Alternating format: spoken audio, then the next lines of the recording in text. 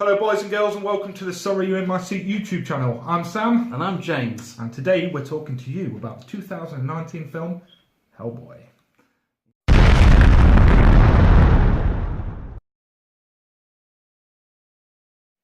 Hellboy 2019, which is a reboot.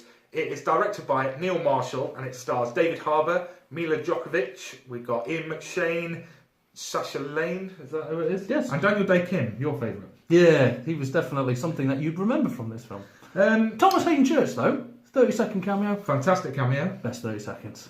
James, just tell us what you thought, my friend.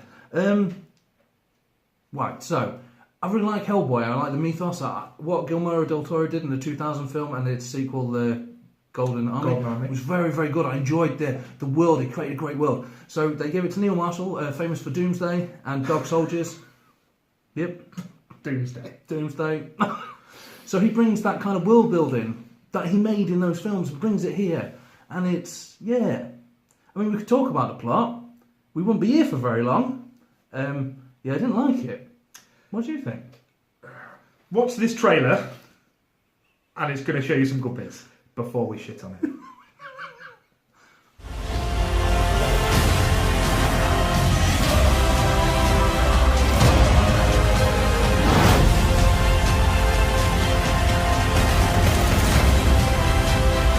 Be my king.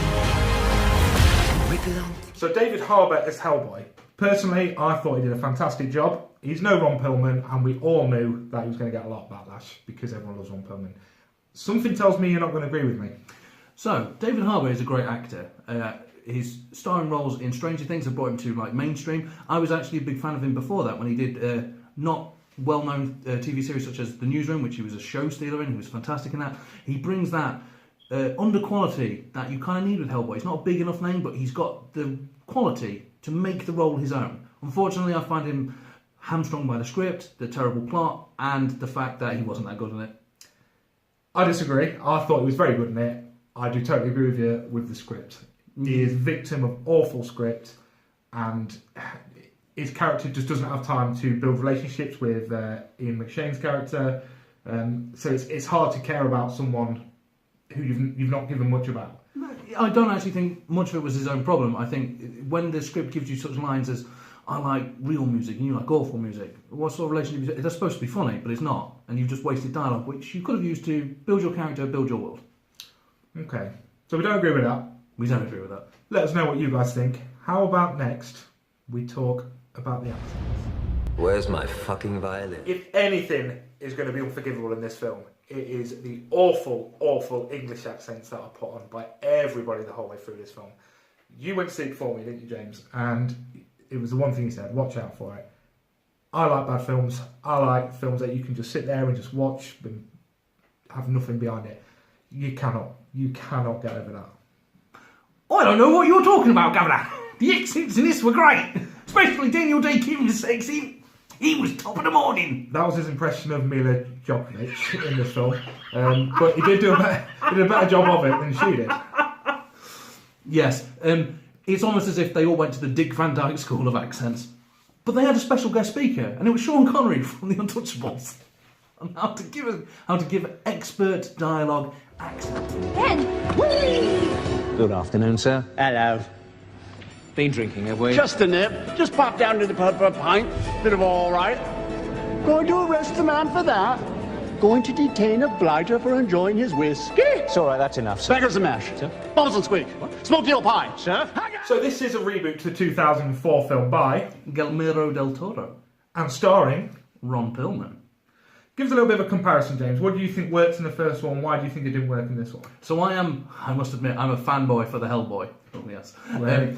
Guillermo del Toro did a number of things that unfortunately Neil Marshall didn't do. So it's a very complex world that we live in where mystical creatures exist. Their society lives parallel to humanity. So we have a character called Myers in the 2004 one, and he's new to the world, so we see everything through his eyes. So when we encounter creatures for the first time, he's also seen them for the first time. So you get that visual, actual reaction. Also, what plagues the 2019 one is supporting characters are lacking motivation, a decent script, and they don't have a chance to shine and be fleshed out. In 2004, the main character who really stood out for me personally was Abe Sapien, who was played physically by Doug Jones, but voiced by David Hyde Pierce, who, incidentally, David Hyde Pierce was so blown away when he watched back at Doug Jones's performance, he refused to take a credit on the film. So that sort of thing I feel was missing. When you have Sacha Lane, who's a cracking actress, but unfortunately in this is little more than plot device for 20 minutes, and then her role is insignificant throughout. Oh well, let me go in and say hi.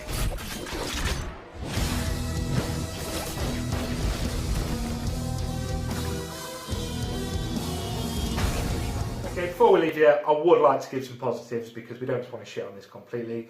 Personally, the CGI was not great, but there's some good scenes, such as there's a big fight with a couple of giants in it. I thought the cinematography was very good in that scene. I thought it was slightly different. I really enjoyed the soundtrack as well. It's something that we clearly picked up from films like Guardians of the Galaxy, Suicide Squad. Oscar-winning Suicide Squad. We had songs by Muse, Royal Blood. We had Alice Cooper and, of course, Cilla Black. Any film that gets Cilla Black in it is a winner for me. Yeah. It's in there, mate. Oh, okay. I thought it opened strong. I thought it ended very strong. It's just a shame in the middle. Personally, it's like they had a great idea and went, this is how we're going to start it. This is how we're going to end it. Just do what you want to do in the middle. Plagued by issues with the production, the film company and the director. Lots of arguments on set. Yeah, of course. So, and whenever that happens, you never get a good film. No. Do you want to just give a couple of your positives? Nope. Awesome. So unfortunately this film hasn't made the money it was supposed to. It's not been a hit with fans or critics. Where do you think the future of this is going to go, James? Well, actually, in a couple of weeks, a couple of months, sometime this year, Terminator is going to be rebooted, but as a sequel. So they're going to ignore the later films and carry on straight from the second film and ignore basically the continuity from the later films. I kind of hope that's what they do with this, because the fans desperately want a Hellboy 3. The reason they didn't get a Hellboy 3 was issues with the film company and the director, and Ron Perlman was signed up for a third one, but loyalty to the director, Guillermo del Toro, suggested that he wasn't going to do it. So if the film company wants a success and they want to make a great movie that the fans are desperate for, I would suggest maybe the Terminator model. Ignore this, consign this to the annals of history, and maybe give us the Hellboy 3 that we've been asking for several years now. Okay, so we're going to sign off now. Thank you very much for watching this video.